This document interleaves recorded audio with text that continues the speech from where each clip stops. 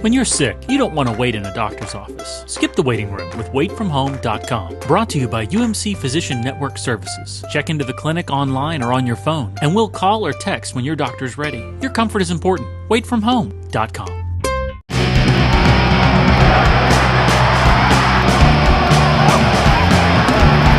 Welcome in, everyone, to the UMC Health System Meineke Car Care Bowl of Texas preview show. I'm Zach Long with Don Williams and Nick Kosmider of the Lubbock Avalanche-Journal in a very rainy Houston, Texas. Gentlemen, the weather has thrown us for another loop, but not going to matter tomorrow night for the Texas Tech Red Raiders and the Minnesota Golden Gophers inside a very warm Reliant Stadium. And Nick, all the stuff is aside, it's time for football. Yeah, the players have been here for close to a week, and cabin fever has begun to set in. And you know, after the official press conference today, I walked over and saw Seth Diggy kind of standing by the wall and just had this sort of, tired look on his face. And, I said, "Are you having fun?" He says, "I'm just ready to play." I think these guys have been here a long time, and they're really excited that Friday's just about here finally. And Don, 7-5, not maybe exactly where the Red Raiders wanted to be, but nonetheless, you got a bowl game and a chance to go out on a positive note. That's right. I don't think these guys want to finish 7-6, and to have these seniors finish up with 5 losses in their last 6 games. And at the same time, after the changeover from Tommy Tuberville in early December, I think these guys have really taken to and really like Chris Thompson, and they want to give him a good memory as he leaves Texas Tech. And I expect them to play hard for him on Friday night against Minnesota. So I think you have Texas Tech motivated, and then the Golden Gophers equally motivated because they're 6-6 and they need a bowl win to avoid a losing season and continue to kind of progress under Jerry Kill. So I think you have two teams that, even though the records aren't great, they should be pretty fired up when they face each other.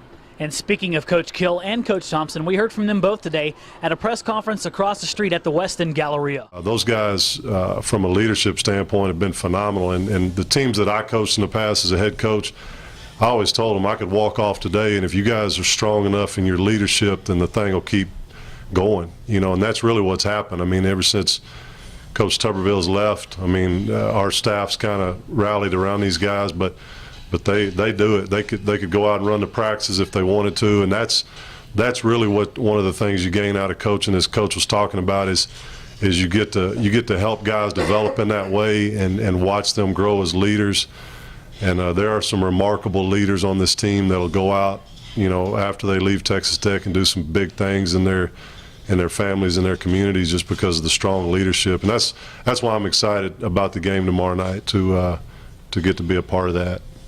Coach and I kind of come up the same way pretty much. I've coached in high school, won a state championship, been in Division II, won a national championship, been in playoff games, been in bowl games, and you'd like to win them all, but it's just not that way. They want to win as bad as we do, and it's part of the game. And I think the great thing about competition is the players that play the best and execute the best on that particular day win. And I think both sides want to have that feeling. There's no more excitement than winning a game, and there's no more big a disappointment than losing one. So I've been on both sides of it, and I think both I and Coach would say the same thing. It's a lot easier to be on the side that wins than doesn't. And Don, you talk about this group of seniors. They've been through a wealth of turmoil at Texas Tech, well documented. The most recent, Tommy Tuberville jumped ship for Cincinnati, Cliff Kingsbury hired at Texas Tech, but nonetheless they got a bowl game ahead of them, and they'd like to go out leaving at least a positive mark on their career.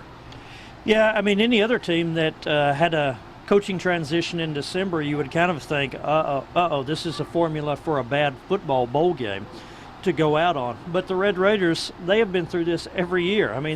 These seniors, they started out with the firing of Mike Leach and Ruffin McNeil being their interim head coach.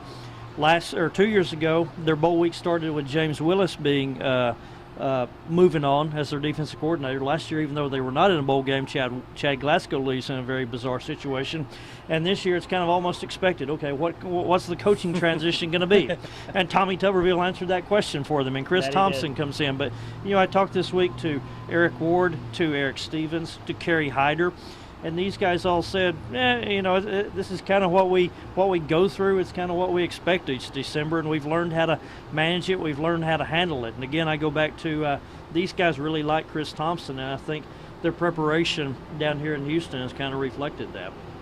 And Nick, Texas Tech obviously heavily favored in this game, and you've been inside with Minnesota all week, and quite frankly, the Gophers could not be more happy with being underdogs. Yeah, it's a role that they've gotten used to. Each player that we talked to said, hey, we're the underdogs in every game. That's sort of the way that it goes, and they're underdogs for a reason, that they haven't finished the season very well, and the Big Ten obviously didn't put up a whole lot of pizzazz this year. But, they kind of draw from a guy named Gary Tinsley, who was their teammate last season. He was a senior. He was the second leading tackler on the team, the leading tackler the year before that. He passed away in April due to an enlarged heart, and so this team has sort of gravitated toward him. He sort of had a saying that he was always sort of the underdog, and they've really drawn to him. Each one of them, every game, someone will wear the number 51, and they'll have that going again on Friday. That was Tinsley's number, so they've sort of drawn to that and used that motivation in this bowl game.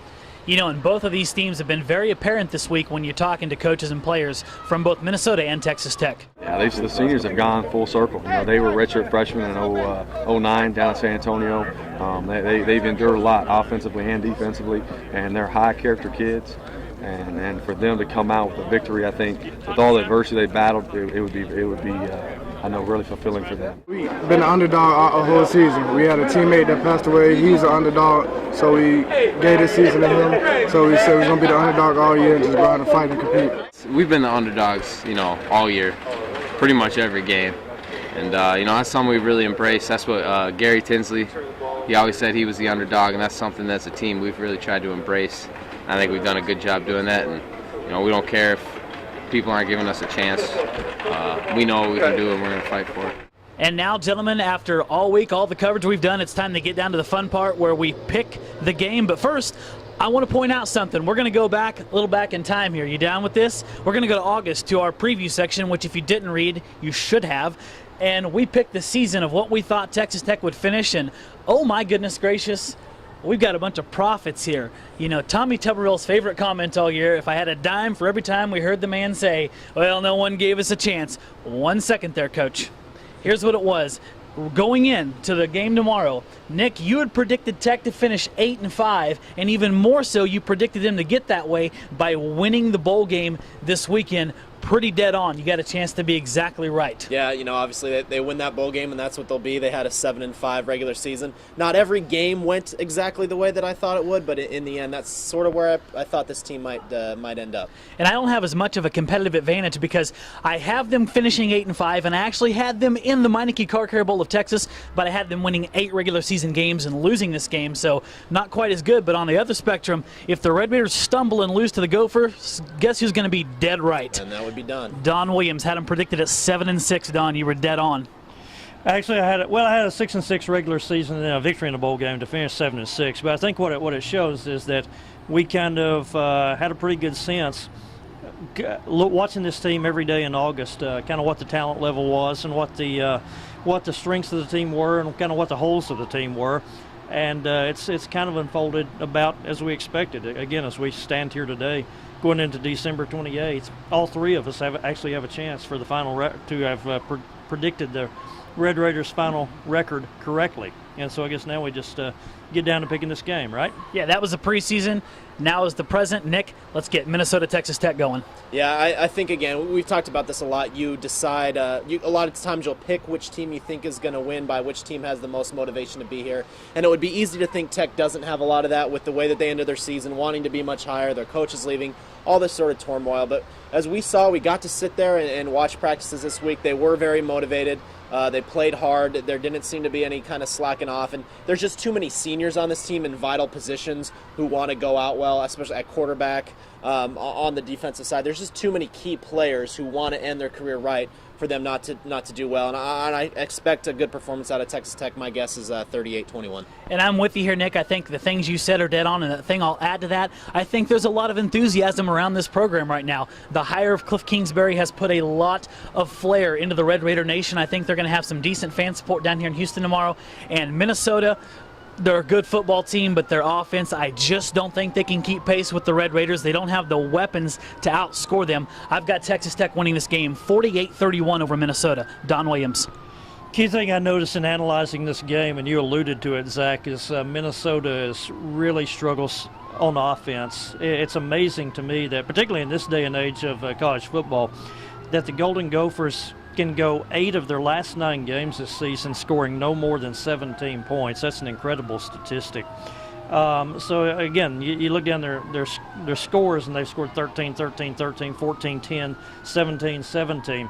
If they can't do better than that, and the last 2 months says that they can't, then they're going to have an awfully hard time winning this football game. Even just an ordinary offensive performance by Texas Tech, I think, gets them the victory here. And as hot as Eric Ward and Darren Moore were in the final 5 weeks of the season, I think the Red Raiders should win this and probably cover the point spread. I have Texas Tech 35, Minnesota 20.